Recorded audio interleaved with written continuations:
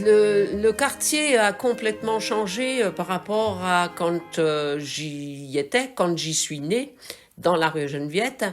Euh, C'était un quartier très très populaire et qui était vraiment dans son jus, qui pouvait faire peur et dont on disait quelquefois que c'était un quartier malfamé, mais qui était un quartier qui vivait, qui était populaire et où il y avait beaucoup d'entraide.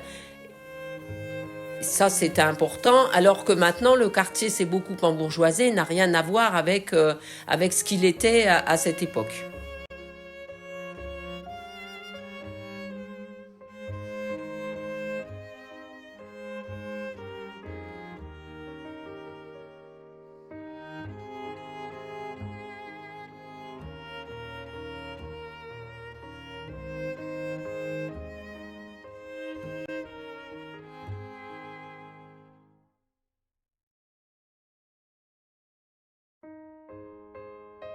Une petite maison sur 2 étages, avec une porte au centre, comme les maisons que l'on dessine à 5 ans.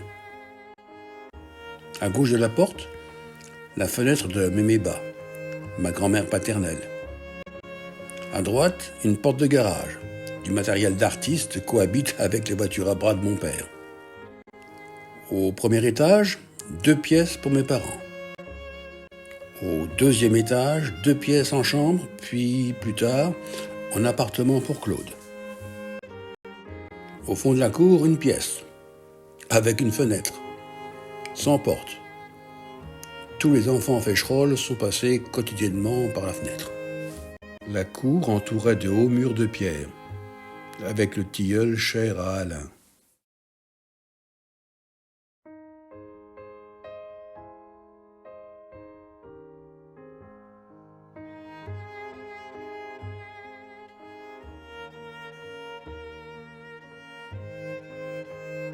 Jean, c'est le premier frère de mon père, celui qui est arrivé tout de suite après lui, qui a été son copain d'enfance, vraiment.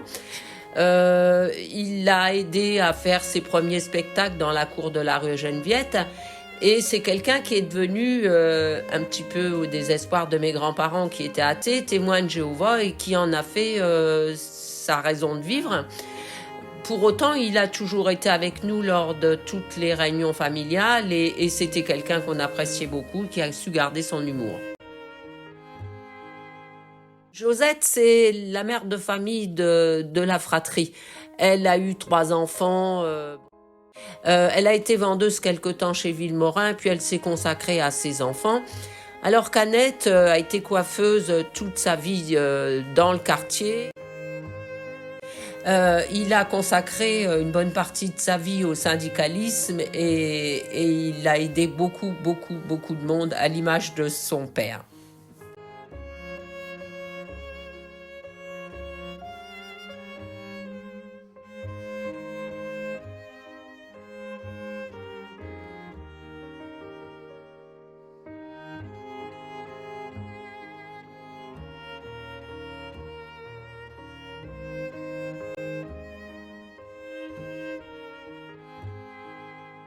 Un humaniste, quelqu'un qui aidait tout le temps les autres, qui avait une pensée que chacun écoutait et grâce auquel la famille Fécherolles dans le quartier, ou du moins dans la rue Geneviève et alentour, avait beaucoup d'importance. On savait venir trouver mon grand-père pour lui poser des questions et lui demander de l'aide. C'est quelqu'un qui était toujours là pour les amis et pour les autres et qui n'aurait jamais rejeté qui que ce soit.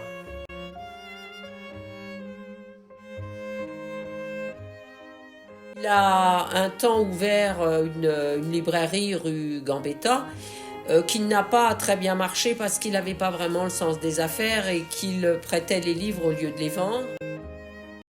Un anarchiste convaincu mais qui n'aurait pas tué une mouche et qui donc s'est investi pendant un bon moment dans le milieu anarchiste de Reims.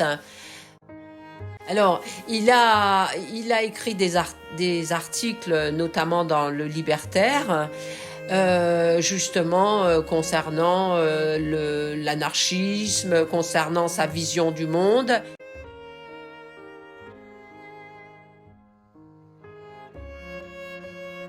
Mon père, Claude Hérol, Achille Claude Hérol, qui a consacré sa vie au spectacle, qui ne vivait que pour ça, qui nous emmenait dans les tournées pour la prestigitation et qui a fait tellement de choses différentes dans sa vie.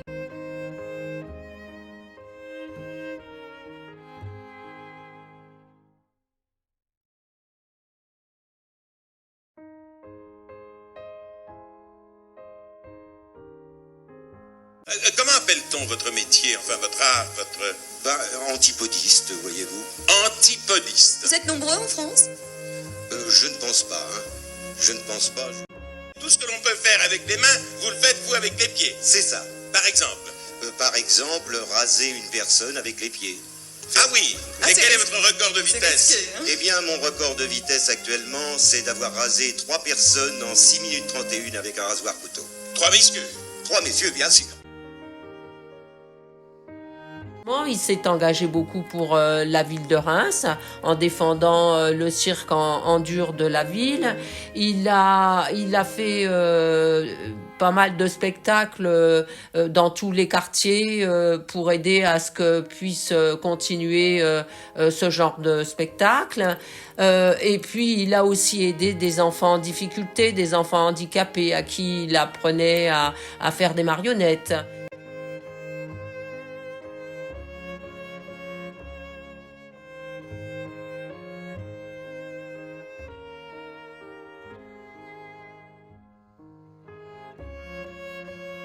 Alain, Marc Alain, du nom que lui a donné papa, qui lui est resté et qui maintenant se fait appeler Marc Alain, toujours, c'est plutôt Marc.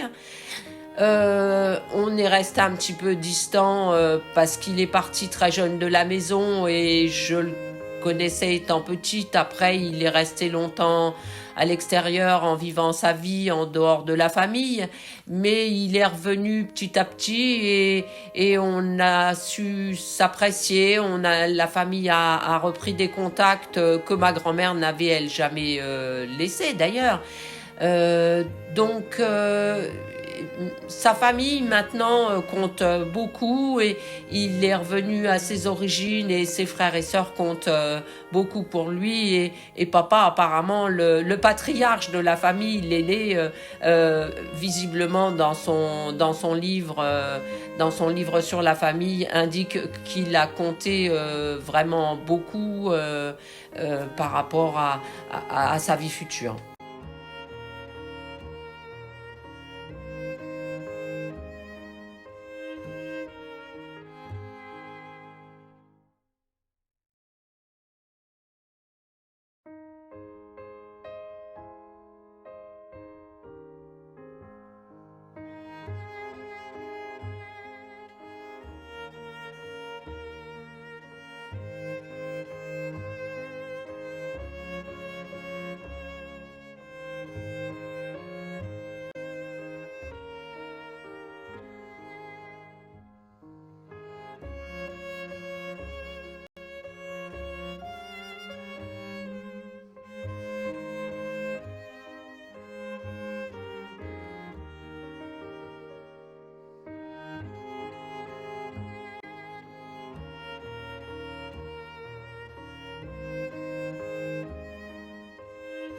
Enfin, la priorité dans l'éducation qui a été donnée à tous, intégrer tout le monde, être dans un quartier où chacun a son importance, du balayeur